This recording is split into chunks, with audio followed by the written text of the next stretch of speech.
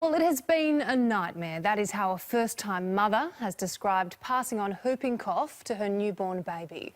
Refusing a vaccination when she was pregnant, she's faced a barrage of criticism, now saying she wishes she could turn back the clock. If I was diagnosed with whooping cough, pertussis, and yeah, it's been a nightmare.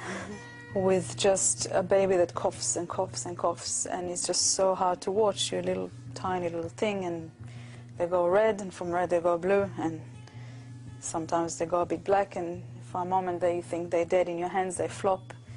A lot of suffering for a little tiny little cute thing that you love so much. I was offered the injection in week 28, and being the healthy, fit, organic woman that I am, I said, leave me alone. I don't need this crap. And even me, the bulletproof lady that's never been to a doctor, traveled the world and felt healthy, got the whooping cough. I got over it very quick. It was nothing for me.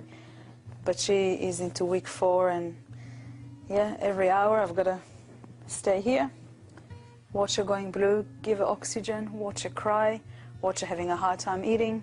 She's my only child and my first, and if I could turn back time, I would have protect myself. So that's my message. Yeah, it is harrowing stuff, and unfortunately it's more common than you think. You might remember in 2015, parents Kathy and Greg Hughes lost their baby, Riley, to whooping cough. They were never offered the jab that could have saved his life, and I spoke to them earlier.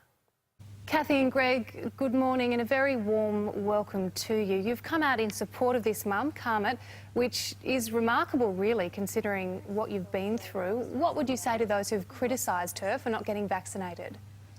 Well, I think that Carmet has been really, really brave in coming forward. It's not easy to acknowledge when you've made a mistake, and the good work that she'll do by raising awareness about this pregnancy vaccination is just so important. Let's talk about Riley if we can. Your son was born a healthy and a gorgeous boy in February 2015. When did you know that something was wrong? Well, he developed cold-like symptoms, and I thought I was just being an overprotective parent, and we called out a doctor who said he was fine, but then he sort of lost a bit of interest in breastfeeding. So we took him to hospital, and you know, in the space of 5 days he went from a relatively healthy baby to a baby whose organs shut down from the disease. It was just horrific. Yeah, those pictures are so heartbreaking to look at. How difficult, how frustrating was it for you both, knowing that a vaccination could have saved his life? Yeah, look, for us it was just so paramount. We kind of looked back at it and went, this shouldn't be happening in a country like ours. So we were adamant that we were going to make a difference with this, and we were going to make everyone aware of this third trimester booster, because I think that's the really important thing about this lady coming out and speaking.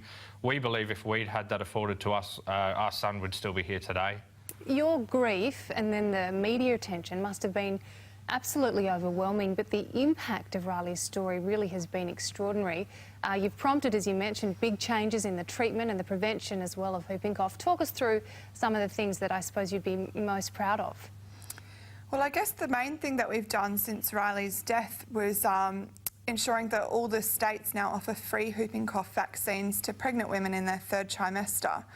So when Riley was really, really sick in hospital, we discovered that the UK and USA and many other countries had started rolling out these programs with, you know, amazing results, severely reducing the chance of babies contracting this horrific disease. So, you know, that's been our #1 goal all along, is to make sure that no other babies suffer from this preventable and potentially fatal disease. Some happy news now, which we'd like to talk about. You are expecting again. Kathy, you're pregnant. How different is it this time after what you've been through? It's really nerve-wracking. I've had so many mums reach out to me who've lost babies, you know, stillbirth or SIDS or all sorts of reasons. So all their stories are always in the back of my mind, and I would just say I'm a lot more cautious and a little bit scared, but really excited too. Yeah, well, it's fantastic news. There are still parents out there, and Carmet, the Byron Bay mother, is one of them, who, despite the changes and that free vaccine, still would refuse the whooping cough vaccine. What would you say to those parents? I would say it's really normal to be concerned about what you put in your body when you're pregnant.